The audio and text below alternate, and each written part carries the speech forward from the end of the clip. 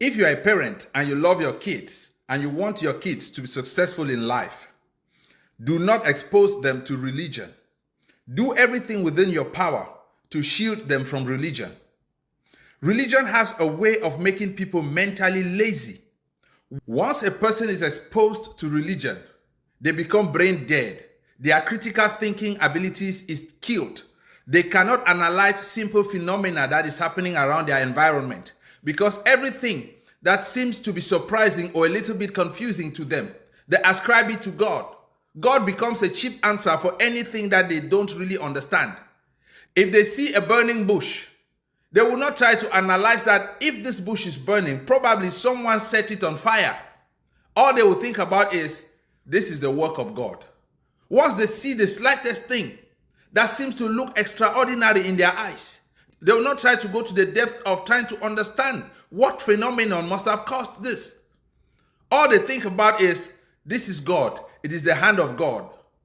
And this is one of the reasons why no major technological innovation has come out of Africa. Because in Africa, we are too God conscious. We don't do scientific research. We don't even analyze things that happen around us.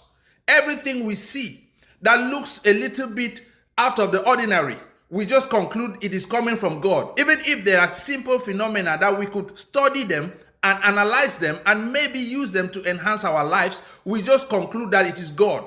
So once you identify with a religion, you cannot think beyond God. You stop your reasoning at God. God becomes your landing point. For anything that you don't understand, anything you can't explain, you conclude that it is the work of God. And this is why we cannot develop. Any country made up of citizens who can't think beyond God can never emerge. An African will see a mountain spitting out fire as in a volcanic eruption.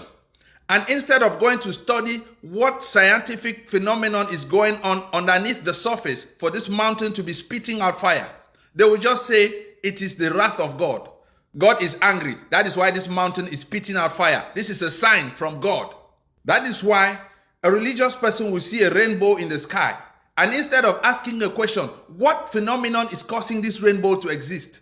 They will tell you that it is God who put it up in the sky. That is how we kill scientific research in Africa. We will be experiencing flood in our community. Instead of studying what is the cause of this flood, what can we do in order to mitigate the damages of this natural disaster, we will just say it is the wrath of God. God is angry with us because we have failed to do something or we have done something we were not supposed to be doing. That is why we are experiencing this flood. Other civilizations don't think that way.